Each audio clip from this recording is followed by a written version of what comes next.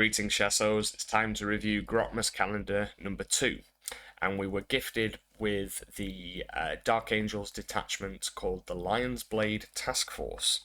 Now, what does it do, and what do we need to do to tackle it? So, the detachment itself is called, the detachment rule is in the Lion's Claws. What this basically allows the Dark Angels players to do is that each time an enemy unit, excluding monsters and vehicles, is within engagement range of one or more Ravenwing units from your army, if they fall back, all models in the enemy unit must take a desperate escape test.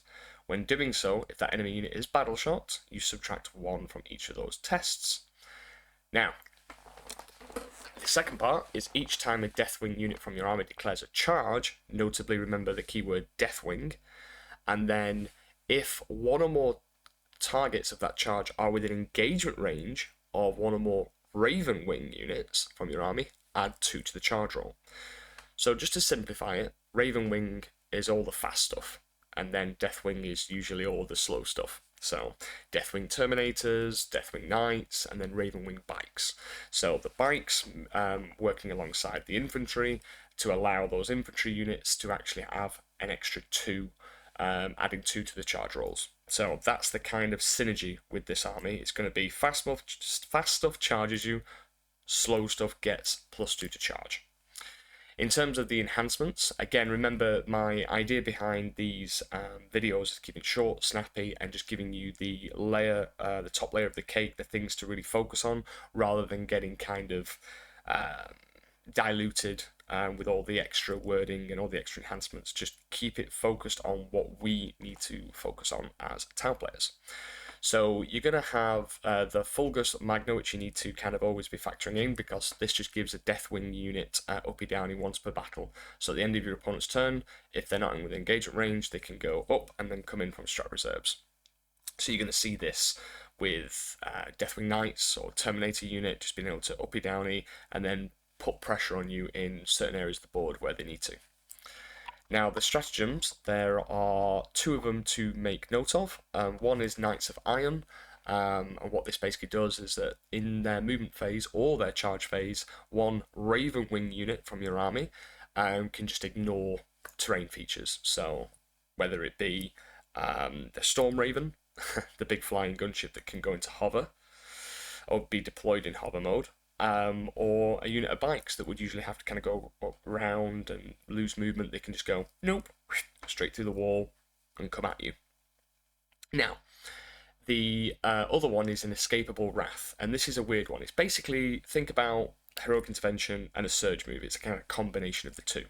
So at the end of the opponent's charge phase, one Deathwing Infantry or Deathwing Walker unit that is within 6 of 1 or more enemy units that would be eligible to declare a charge against 1 or more of those enemy units if it were your charge phase. So this unit now declares a charge that only targets 1 or more of those enemy units, and you resolve that charge. Note that even if this charge is successful, your unit does not receive any charge bonuses. Who cares? They're just going to use it to tag stuff up, clear a screen, or touch something in bad places. And most of the combat anyway doesn't really need any charge benefits because they're going to just smash you in the face anyway. So, a couple of things that you need to be aware of on this. Most of the time against fast-moving charging armies or big units that like death bricks, like Terminator blobs, you're going to set up a screen just blocking them. Surge moves in 40k is the best thing to do is to stay like 7.1 away, especially for those surge moves that can go into engagement range. But this is not a surge move, this is if you're within 6. So as long as you are 6.1 away, they can't use this stratagem against you. So that is something to remember. Keep my units 6.1 away from anything, and then they can't use the Inescapable Wrath stratagem. So do still set up your screens, but don't be deployed within 6, because then they can use this stratagem and then just charge you, clear the screen, be potentially 9 to 12 inches closer than they originally were, because they can use the charge move and roll 2d6, and they could just go ham and roll 12, and then they've got the pile in and consolidate move to factor in as well. So an average charge is 7 plus a pile in 3, and then the consolidation move depends on if you've left any units that can consolidate into or an objective marker. So again, please, please, please do not fall for this, because this can just fold a flank in itself. And then remembering, obviously, like I mentioned, the Knights of Iron to ignore terrain. Right, so let's have a little bit of a glance at some of their units. Okay,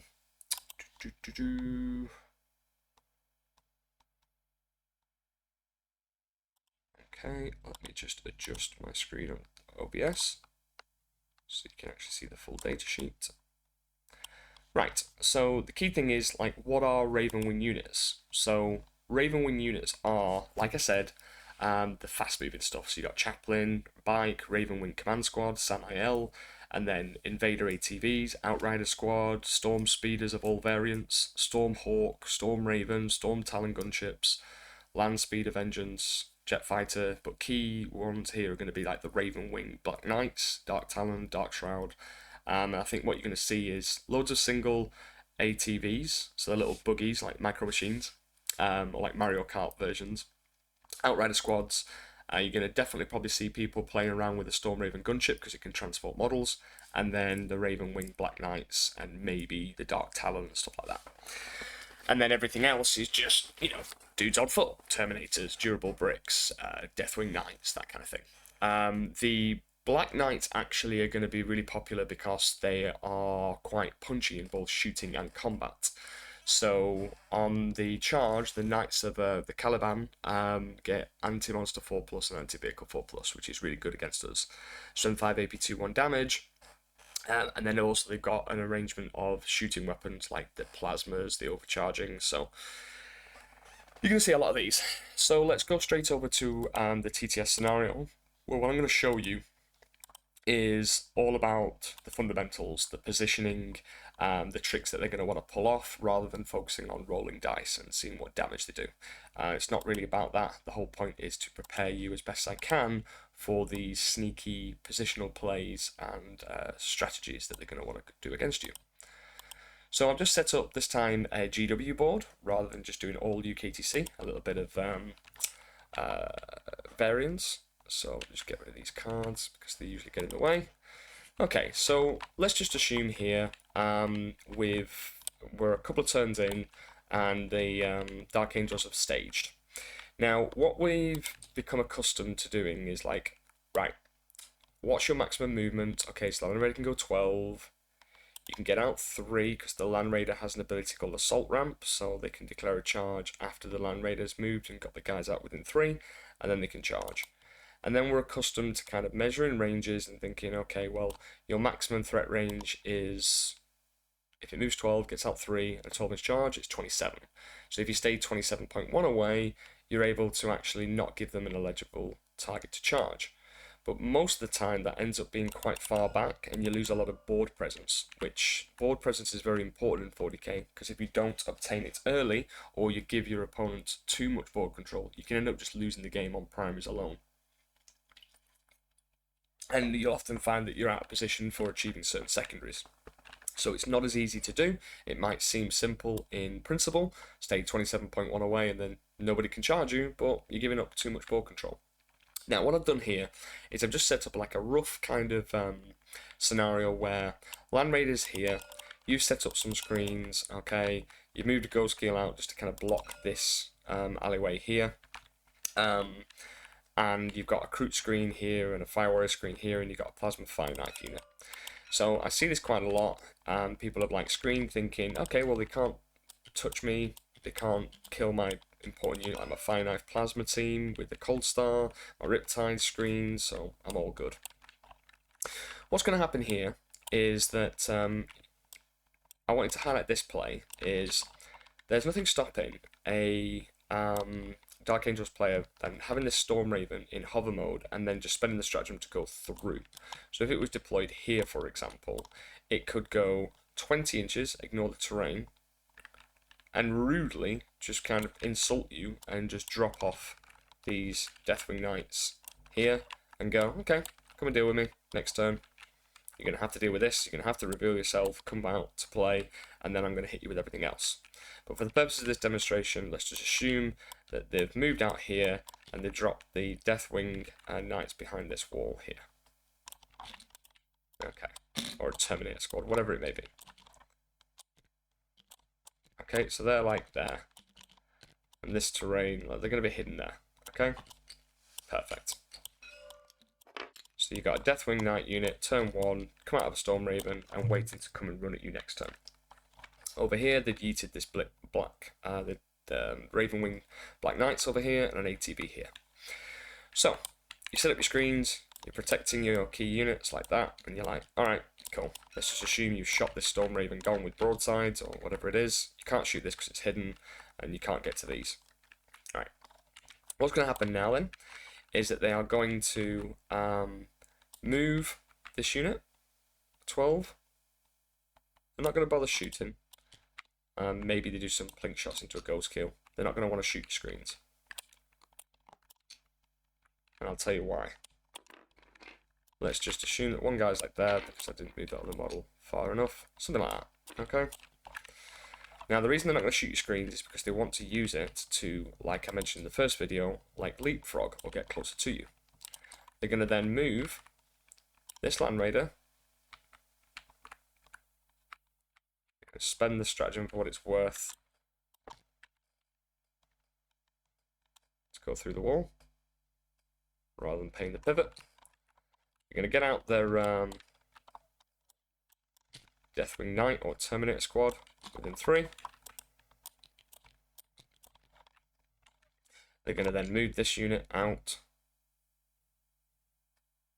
here. Something like that. They're going to move this Terminator squad out. Okay. Clearing charges, they're going to start with their Ravenwing units. So the bottom right one here, 8 inches. So it's going to touch here, and then this guy is just going to then go to there. Then they're going to charge this unit into the Fire Warriors. 9.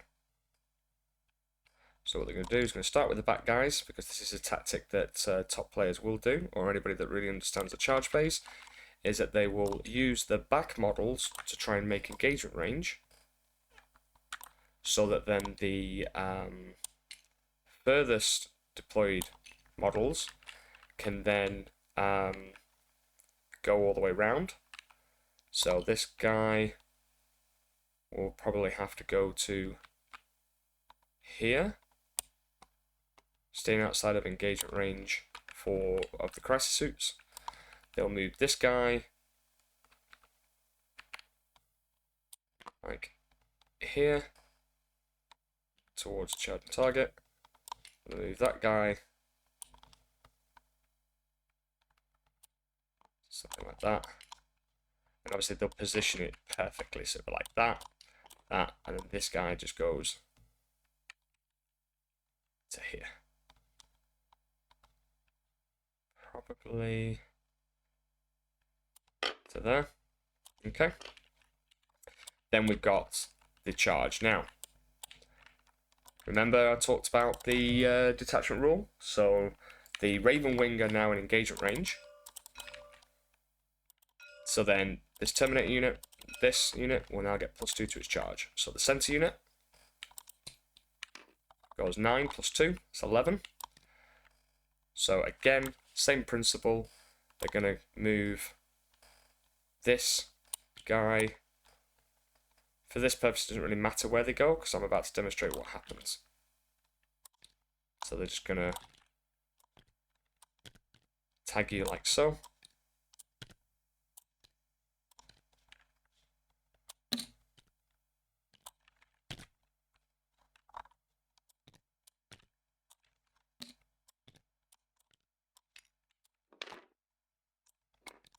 Like that. Okay. Right. This unit's going to charge in. You know what? I should be a combat player. Look at these dice rolls. 9-inch charges for days. +2, 11.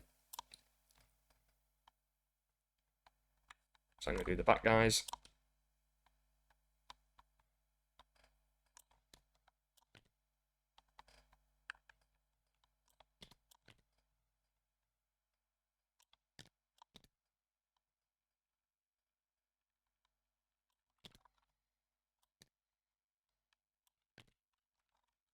something like that. Okay.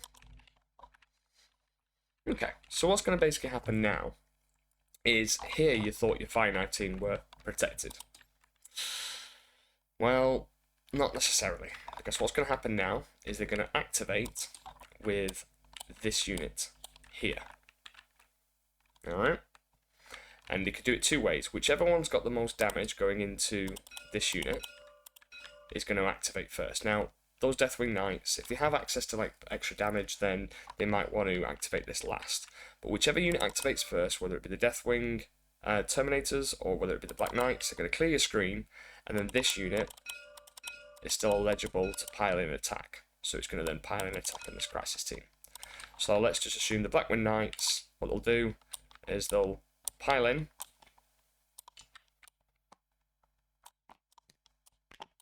Yeah. All of them will basically be able to fight. They will clear your Fire Warriors. So let's just get rid of these. They're gone. And then they'll activate over here.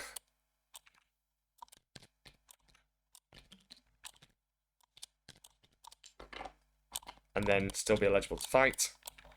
And then, oops, your screen's gone and your crisis suits are gone. Maybe it doesn't kill him, but that's besides the point. Even if they don't kill him and they take him down to like one dude and a character, you've still now got all of this in your face. Over here, same thing. Recruit, get attacked by one thing, they die, and even if they don't, and it's like one guy left, doesn't matter, they consolidate, they consolidate, they consolidate, and these Terminators go in.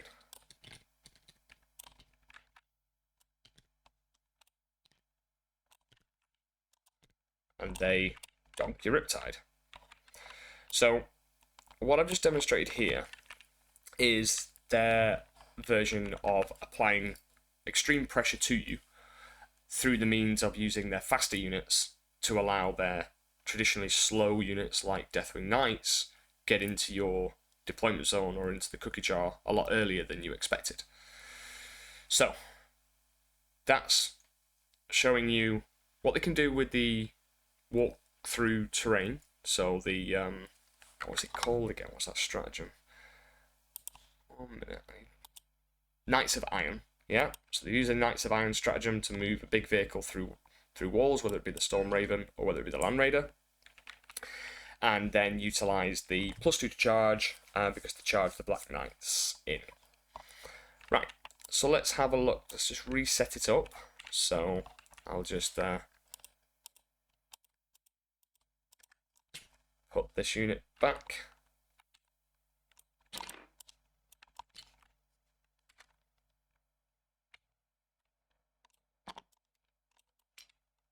Should have really had one of those Blue Peter things, right? Here's one I prepared earlier and then just reload it. Okay.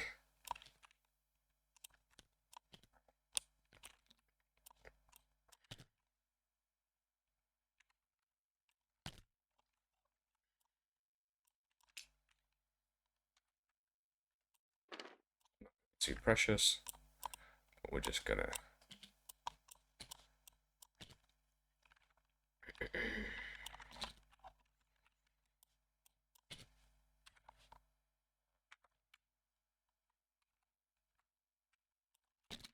okay.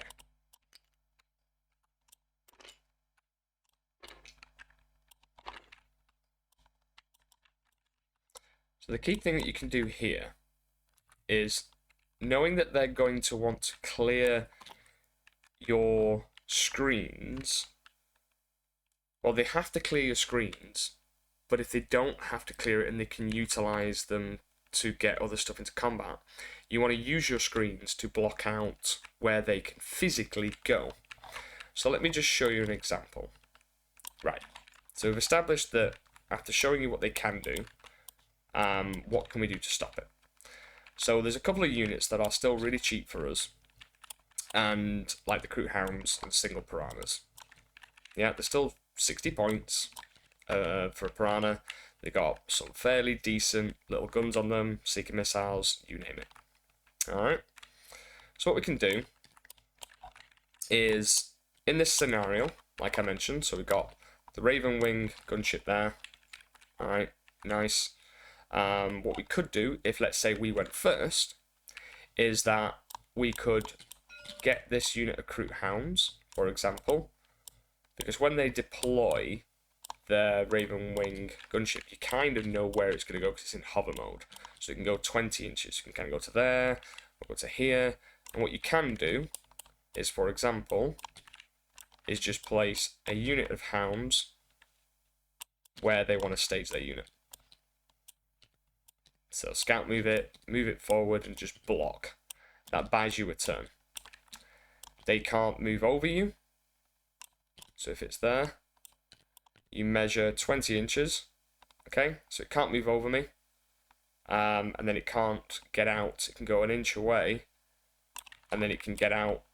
The models still have to be an inch away from me, so you can kind of block it with these cheap little pieces. But if we're assuming that obviously they've had a chance to go first, then we're going to be back to the square one of the scenario that I was showing you before. So what can we do to stop this?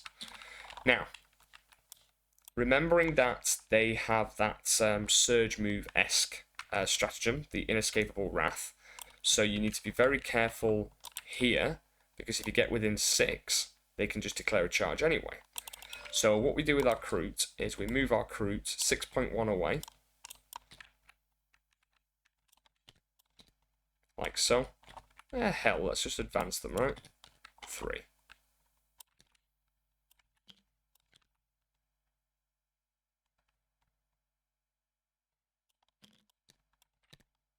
So what we're going to do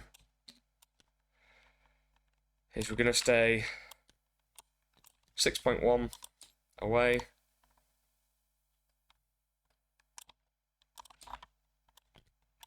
Go, nope, I'm not giving you your surge move. And I'm also going to block out you coming around here. Then we're going to utilize a Crute Hound unit. And we're just going to move in advance a Crute Hound unit.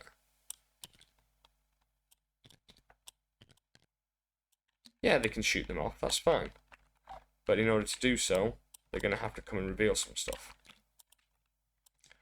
So we don't want them being able to go through the terrain. And then maybe we move a Piranha like so, and we go for a good old Charger-Rooney. So what we're going to do now is, over here, we've got the Deathwing Knights. Now we knew that from the previous demonstration that they're going to go through here. So they get anti-infantry, sorry, anti-monster, anti-vehicle on the charge. So what you can do, ask your opponent, do they have any forms of falling back and still charging? And if not, we buy ourselves a turn by moving the Piranha here, and the Ghost Keel, something like that. And we basically charge. So we can charge both of these targets here, for example, and just tag them up. So then now, we've got our screen intact, and we've got our Fire Knife team that's not going to get charged anymore. And neither of the Fire Warriors. So, let's just say we roll this Piranha's charge. I'm really good at 9-inch charges. Only on TTS though. So, Piranha goes in. And obviously that top Piranha over there, 4 inches, well it was enough. And then the Ghost Kill, 5 inches. Right. So what we've done here is we've got our Riptide. You know, maybe the Riptide can go down here now, shoot, kill those bikes. Cool. And then we've got a Terminator unit here that can come out and charge a screen. They will absolutely kill your Crute screen. But now, when they do so, they are out in the open, and then you can get shot by your big guns, like your Plasma Fire Knife team. And then over here, what you've basically done is you've blocked off this Outrider team from going through walls, because again the positioning, because your Crute and them can't, so you know your Crute Hounds could be like that. and you're going, I'm not giving you anything, and I bought myself a turn. So then can't come out and go over me, can't charge over me because you can't fit through my Crude Hounds, he has to now shoot me. And you want them out in the open. This stuff, yeah, okay, look, even if they kill the Piranha, they're still engaged with the Ghost Kill. And therefore this can now, for example, go out, kill the Deathwing Terminators. This is now delayed. And then next turn what you can do is if you had another screen, so, you know, maybe you didn't need to put out the Crude Hounds if you were charging the Piranha, but you've got to factor in things like what if it overwatched, what if it failed its charge. You've got to have something layered just in case, because if I had a roll of double one, and I'd not set up here, he just ignores the Piranha and comes at me anyway. So the key thing is, what you need to do against this Ravenwing detachment, or this Dark Angel detachment, is identify and isolate and eliminate the Ravenwing pieces as early as you can. The ATVs, the Blackwing Knights, whatever they're called. Anything that's got the Ravenwing keyword. So when you ask them, what's got the Ravenwing keyword? And then you try to kill those as early as possible, and then mitigate their extra +2 to charge for other infantry squads. The second thing you need to do is make sure that when you are presenting a screen, do not set up a screen within 6 of a unit that can then use the Inescapable Wrath. Luckily for us, our vehicles and monsters don't have to suffer the extra breakout test because we are monsters and vehicles, because that's something it stipulates.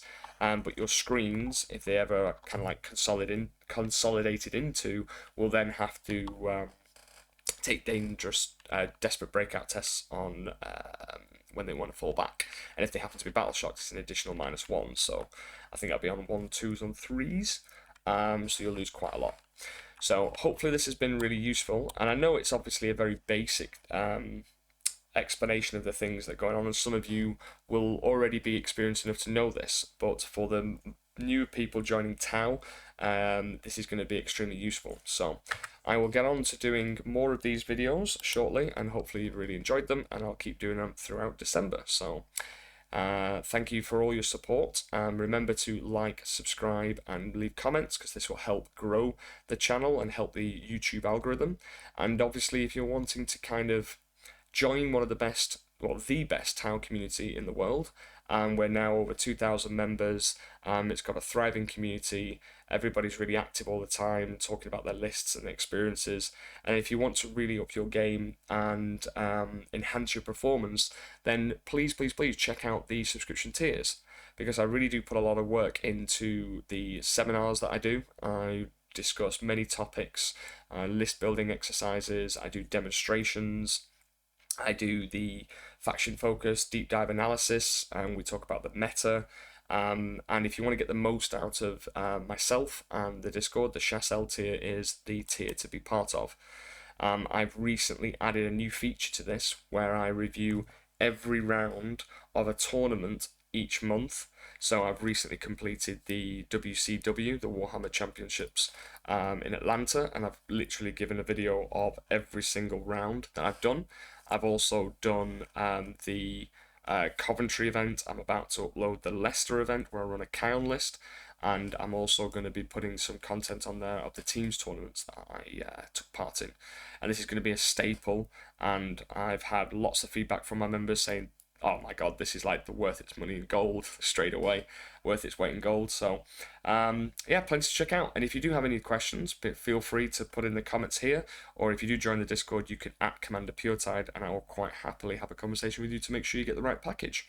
Right, that's enough of me selling myself, and I will bid you adieu. See you later.